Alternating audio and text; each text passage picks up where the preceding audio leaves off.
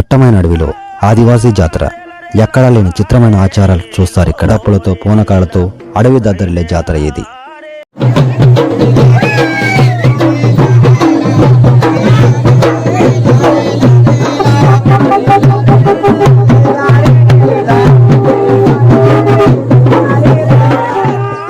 ఆదివాసీ తన ఆచారం ప్రకారం చెట్టును పుట్టను ప్రకృతిని దైవంలా కొలుస్తాడు. కోరిన కోరికలు తీర్చే కల్పవల్లిలా దాన్ని పూజిస్తాడు, ఇంటి దైవంలా భావిస్తాడు.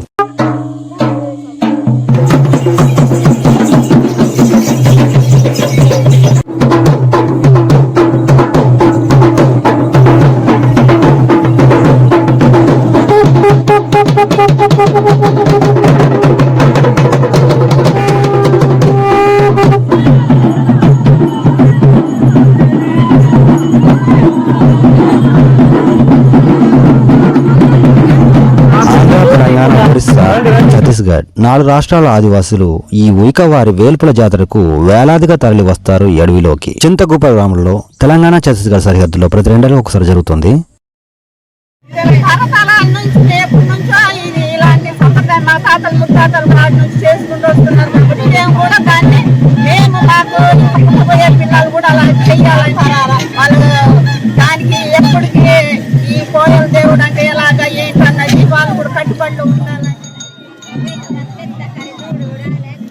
లోపలి దేవరి గద్దెల వరకు వెళ్లాలంటే ఇలా గుమ్మంలో కాళ్ళను నీళ్ళలో ముంచి వెళ్లాల్సి ఉంటుంది. ఈ ఆచారాన్ని తప్పనిసరిగా ప్రతి ఒక్కరు పాటించాల్సి ఉంటుంది.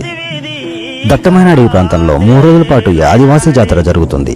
దాదాపు 6,000 మంది ఆదివాసీలు ఈ జాతరకు ఎక్కడెక్కడి నుంచిలో హాజరవుతారు.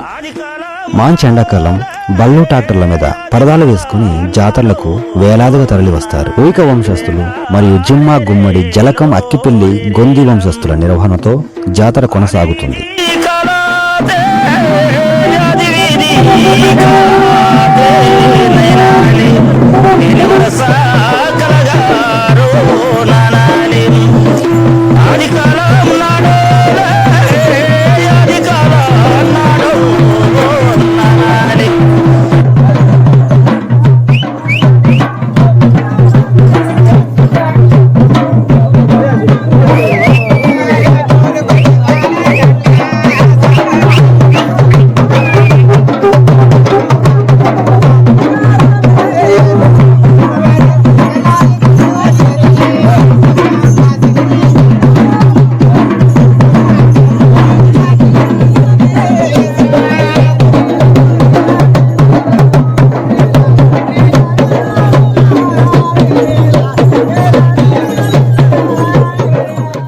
సంతానం లేని ఆదివాసీలు ఇక్కడికొచ్చి మొక్కుకొని సంతానం కలిగాక పిల్లపాపలతో మొక్కు చెల్లించుకుంటారు.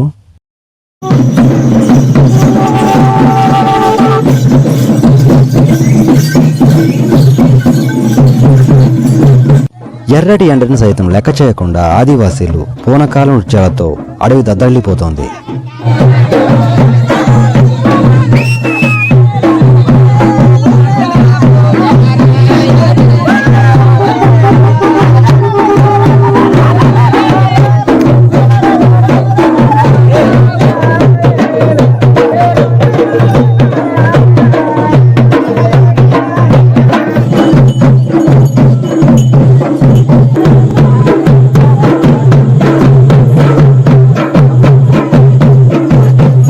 అడవిలో కరెంట్ లేదు కాబట్టి సోలార్ ఉపయోగిస్తున్నారు.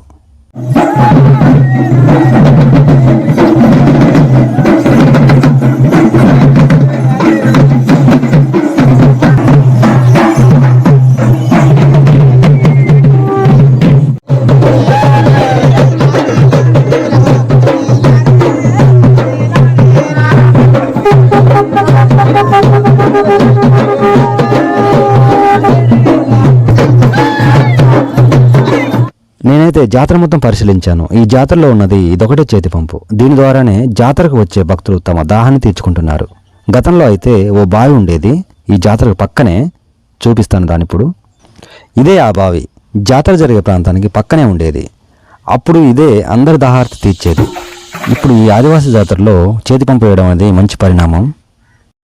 జాతరకు వచ్చే ఆదివాసీల రాత్రిపూట బస కోసం ఈ షెడ్ ఏర్పాటు చేయడం జరిగింది.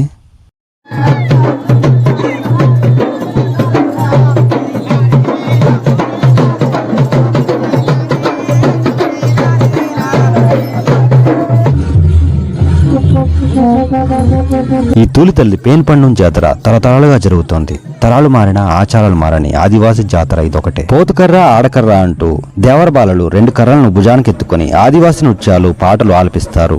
కర్రల వెనుక ఉన్న ఆదివాసీలు డప్పుల మోతకు అనుగుణంగా నృత్యాలు చేస్తారు. ఇది చూడడానికి ఎంతో భక్తి పారవశ్యంగా ఉంటుంది.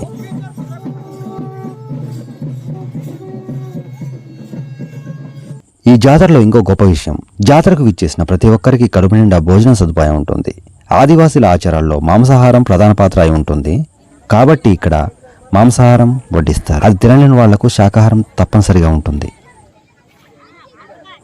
ఎర్రటి ఎండలో గొంతెండిన వాళ్లకు చల్లని మజ్జిగ పోస్తున్నారు ఇక్కడ. రియల్లీ గొప్ప విషయం. ఓ జాతరలో ఇంతకంటే కావాల్సిందేముంది?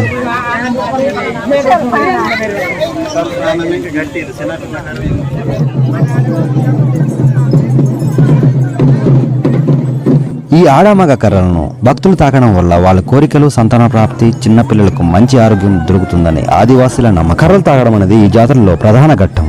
ఇలా తాకిన వాళ్ళకి తూలితల్లి అదృష్టం ఇస్తుందని ఆదివాసీల విశ్వాసం.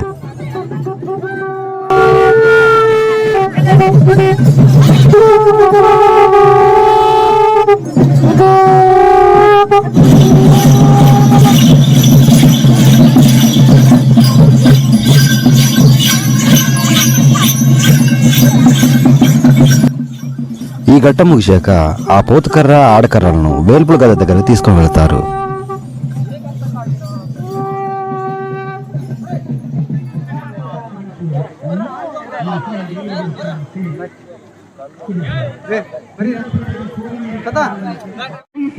ఆదివాసీ పూజారులు అందరికీ దీవెనలు అందజేస్తారు.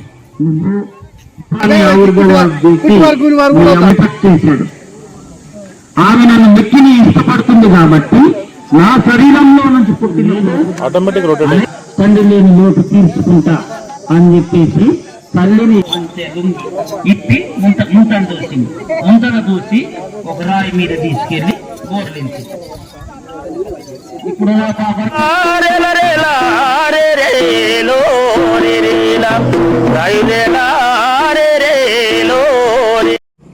అటు తర్వాత ఆదివాసీ చరిత్రకారునితో వ్యాఖ్యానం ఉంటుంది.